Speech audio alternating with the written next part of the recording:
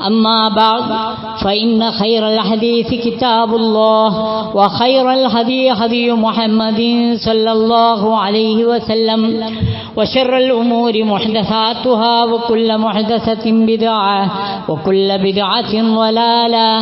أيها الناس أوصيكم عباد الله وإياي أولا بتقوى الله. أعوذ بالله من الشيطان الرجيم. بسم الله الرحمن الرحيم.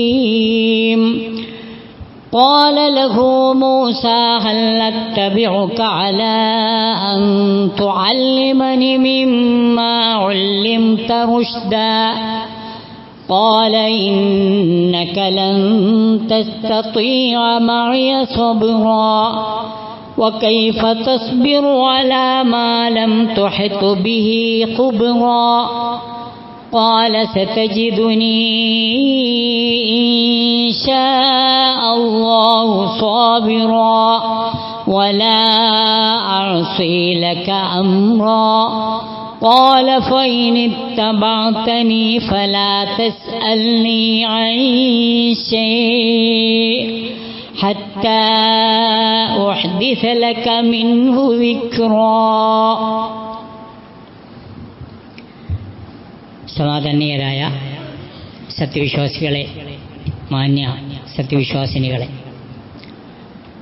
അള്ളാഹുവിൻ്റെ വിധിവിലക്കുകൾ മാനിച്ച് ധർമ്മനിഷ്ഠയോടെ ജീവിക്കാൻ ശ്രദ്ധിക്കണമെന്ന് എന്നോടെന്ന പോലെ നിങ്ങളോടും ഞാൻ ആദ്യമേ ഉണർത്തുകയും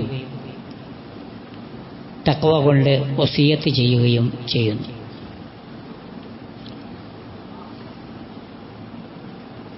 വിശുദ്ധ മുഹറം മാസത്തിൽ മൂസാ അലൈഹിസ്സലാത്തു വസ്സലാമിൻ്റെ ചരിത്രമാണ് കഴിഞ്ഞ ഖുതുബയിൽ നമ്മൾ കേൾക്കുന്നുണ്ടായത്.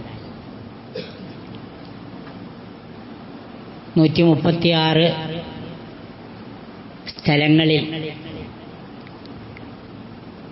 വളരെ വിപുലമായി ചരിത്രം പ്രതിപാദിക്കപ്പെട്ട പ്രവാചക ശ്രേഷ്ഠനാണ് മൂസാ അലൈഹിസ്സലാത്തു വസ്സലാം എന്ന് നമ്മൾ കേൾക്കുന്നുണ്ടായി.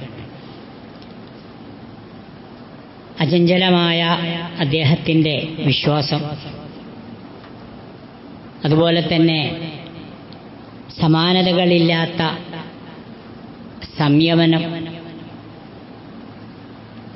അസത്യത്തിനും അസമത്വത്തിനും അനീതിക്കുമെതിരെയുള്ള നിരന്തര പോരാട്ടം, സർവസ്വവും സർവശക്തനായ റബ്ബിൽ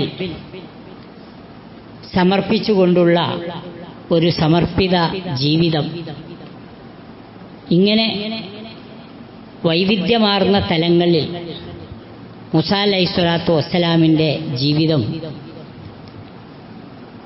എക്കാലത്തുമുള്ള സത്യവിശ്വാസികൾക്ക് വലിയ പാഠമാണ്.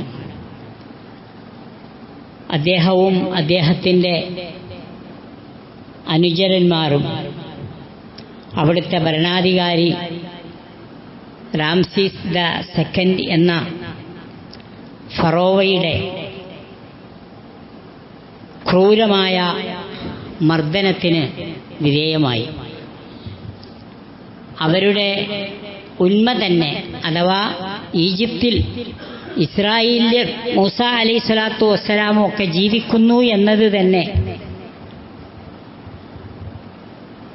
ഇക്കാലത്തെ പോലെ തന്നെ അക്കാലത്തും ന്യൂനപക്ഷങ്ങളോടുള്ള കൊടിയ വിരോധം, അവരുടെ വിശ്വാസം, അവരുടെ ആദർശം, അവരുടെ ജീവിതം, അതൊക്കെ തകർക്കാൻ വേണ്ടിയുള്ള നിരന്തരമായ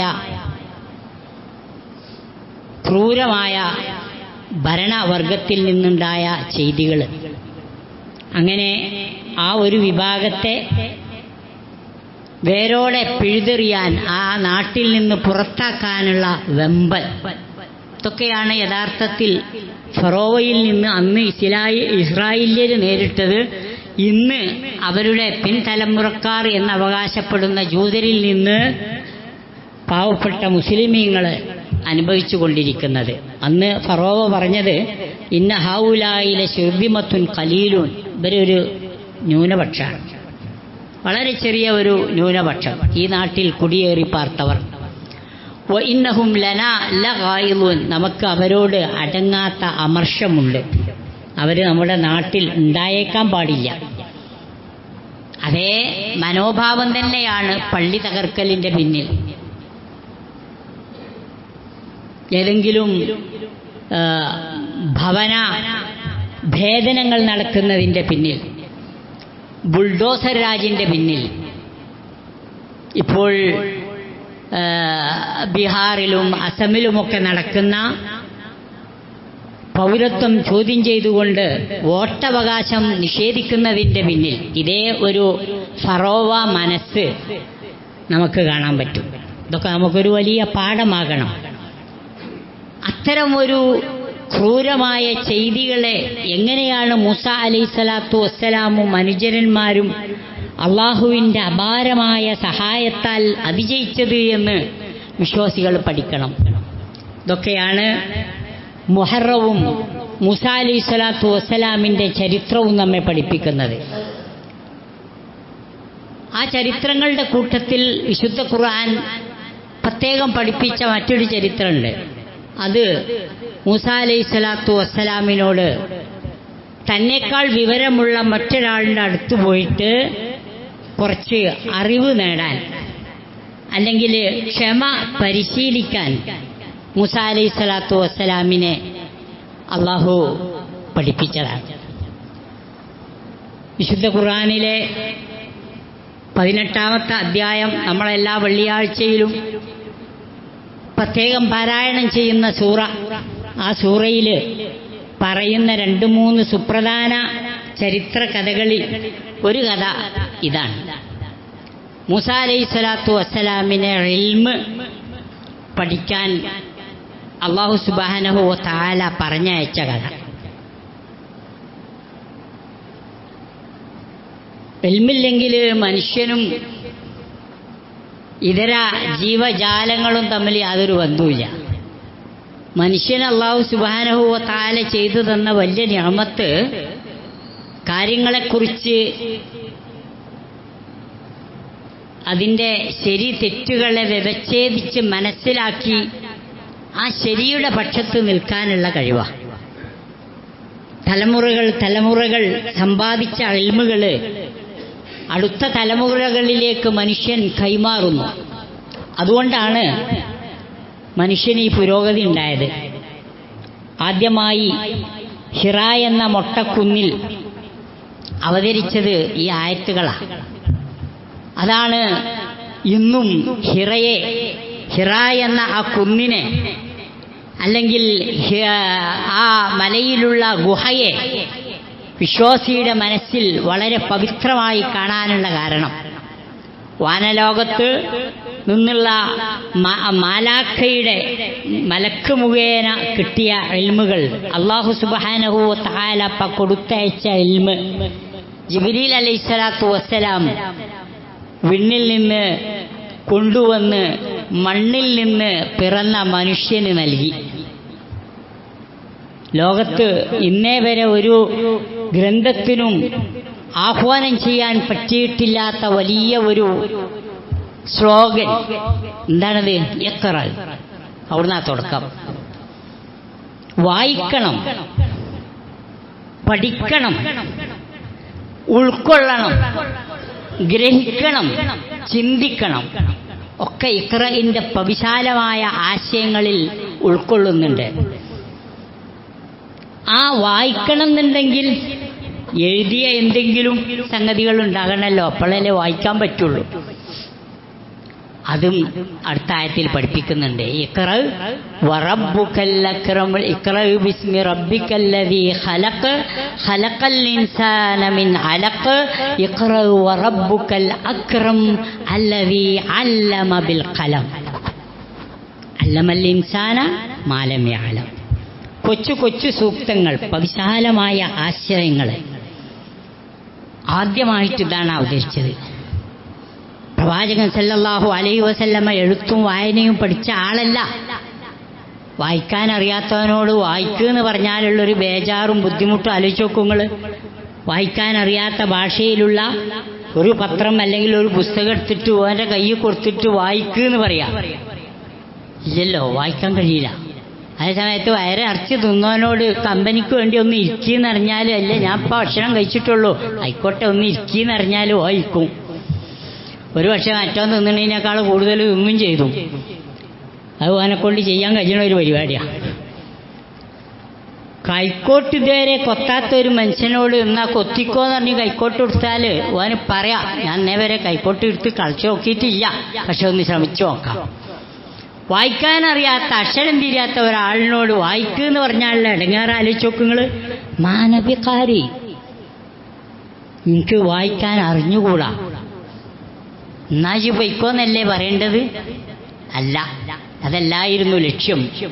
മാനവകുലത്തെ അറിവിലൂടെ പരിരക്ഷിക്കുക എന്ന മഹത്തായ ഒരു ലക്ഷ്യമുണ്ട്.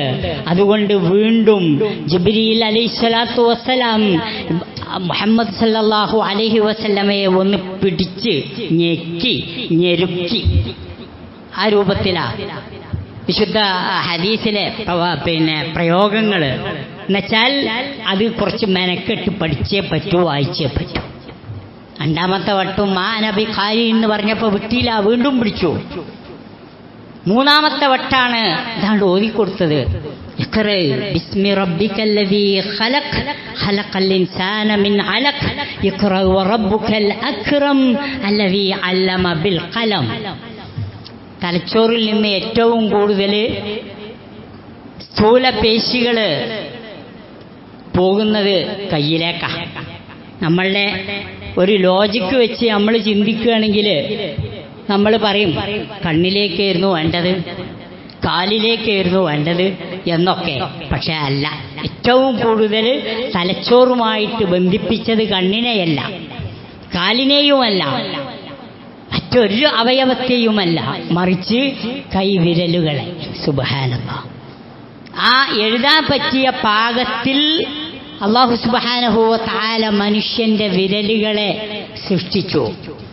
തലച്ചോറിലുള്ള ആശയം അങ്ങനെ വിരലിലെത്തിയിട്ട് അത് പെന്നിലൂടെ പ്രയോഗിക്കാൻ മനുഷ്യന് മാത്രമേ കഴിയൂ.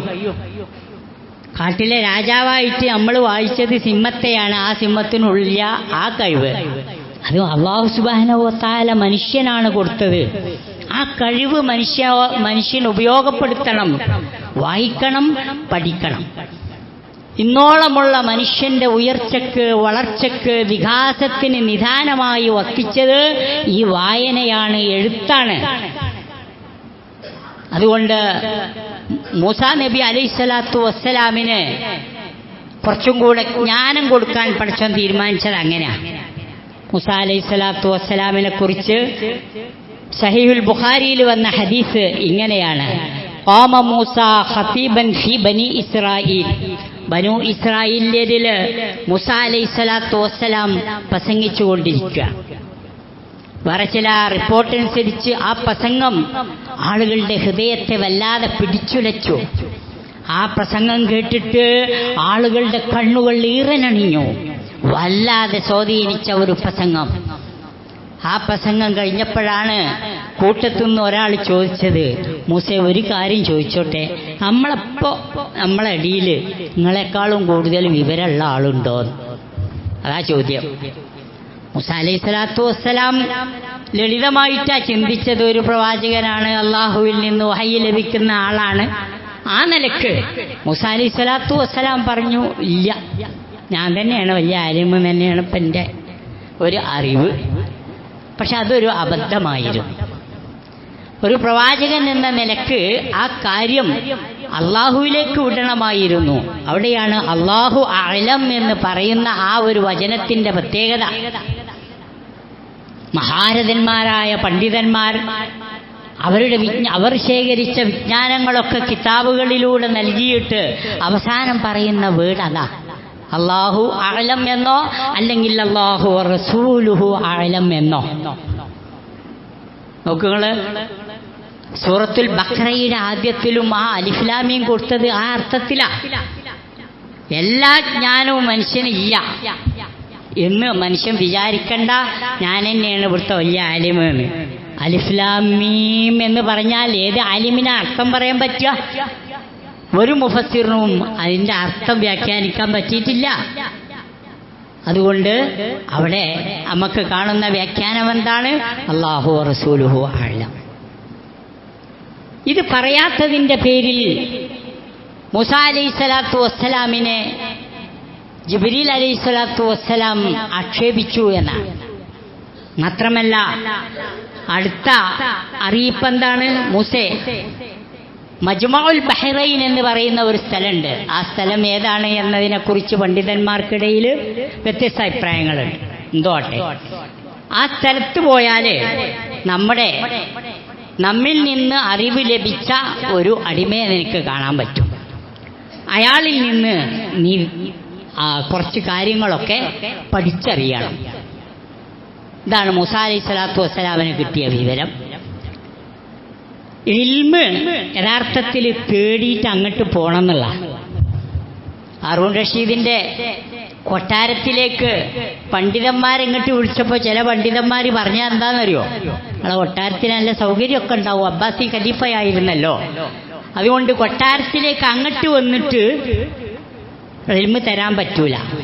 ഞാനിവിടെ പഠിപ്പിക്കുന്ന ഈ പള്ളിയിലേക്ക് വേണമെങ്കിൽ, അവിടെ കുറേ കുട്ടികൾ പഠിക്കുന്നുണ്ട്,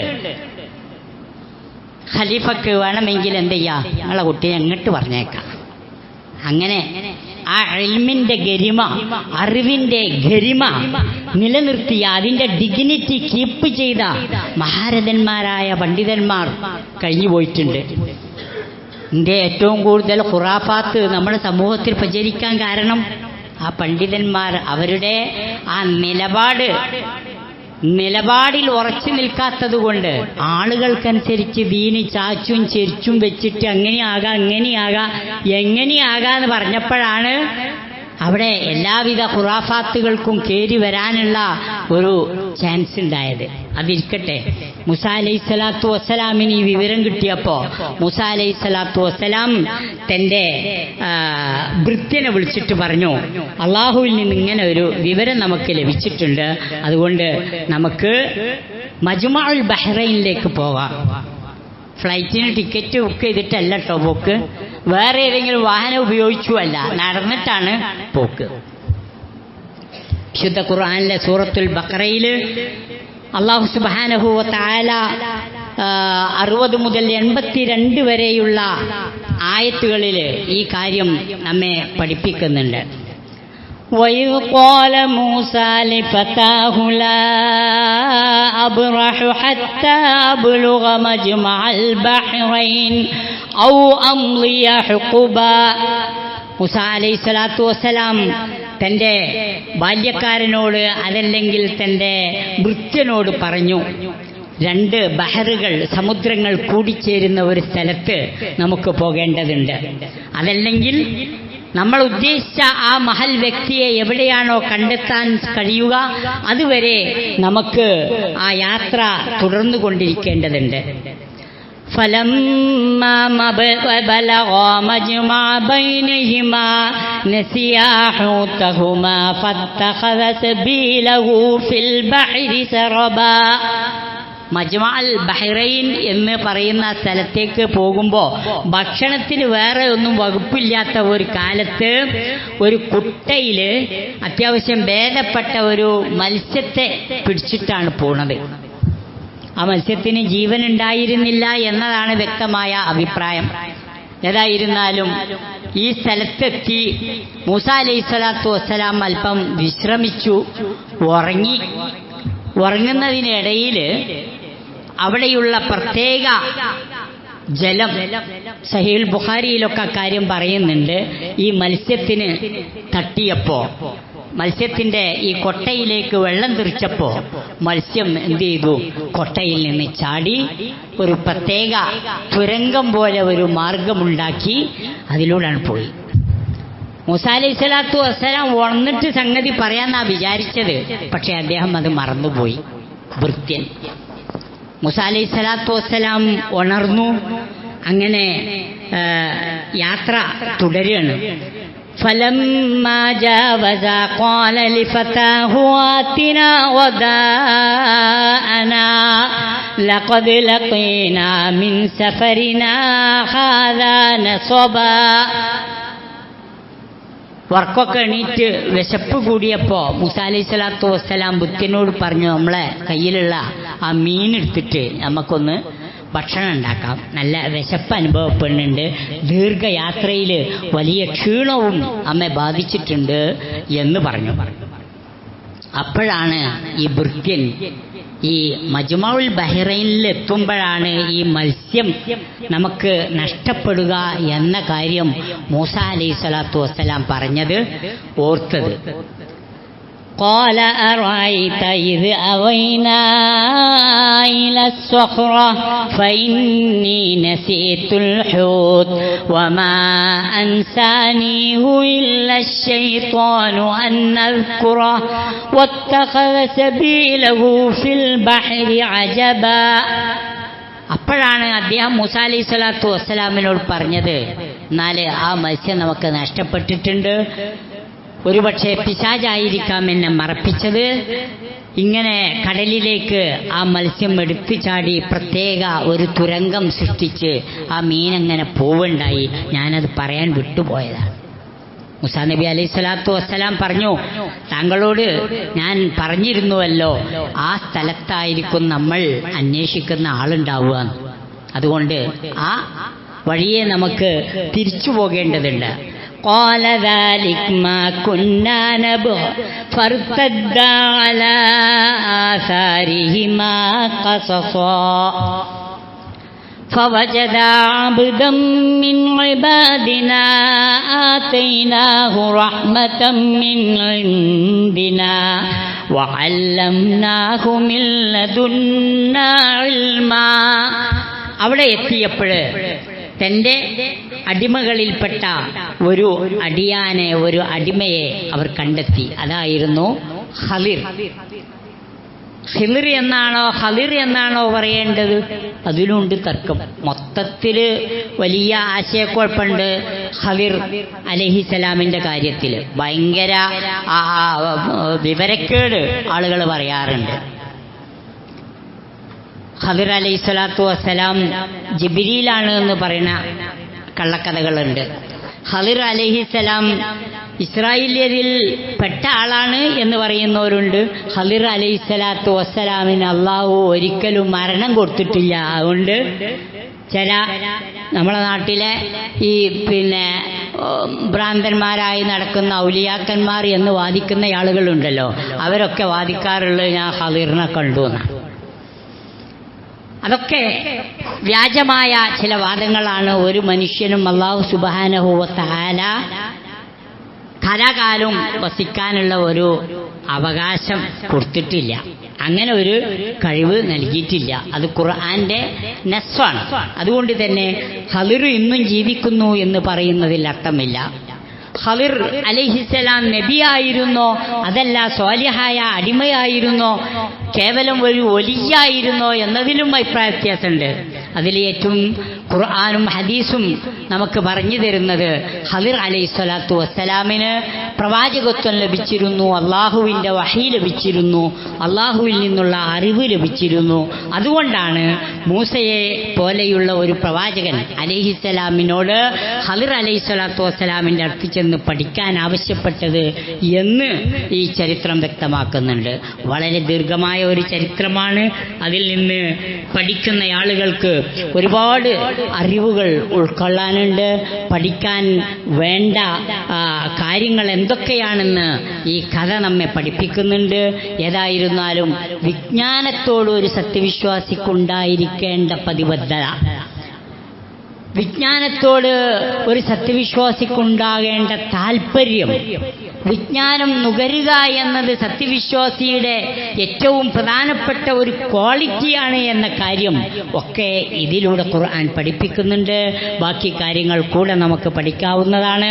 അല്ലാഹു സുബ്ഹാനഹു വ തആല അവൻ്റെ പ്രവാചക ശ്രേഷ്ഠന്മാരിലൂടെ നമുക്ക് പഠിപ്പിച്ചു തന്ന, വിശുദ്ധ ഖുർആനിലൂടെ നമുക്ക് പഠിപ്പിച്ചു തരുന്ന മുഴുവൻ കാര്യങ്ങളും ഉൾക്കൊണ്ടുകൊണ്ട് ജീവിക്കാൻ നമ്മെ അനുഗ്രഹിക്കുമാറാകട്ടെ.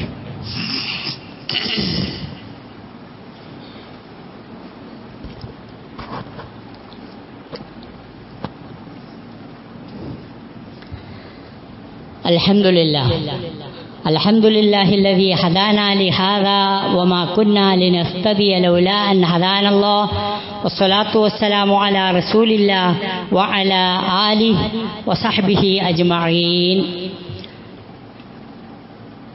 أيها الناس اتقوا الله حق تقاته ولا تموتن إلا وأنتم مسلمون.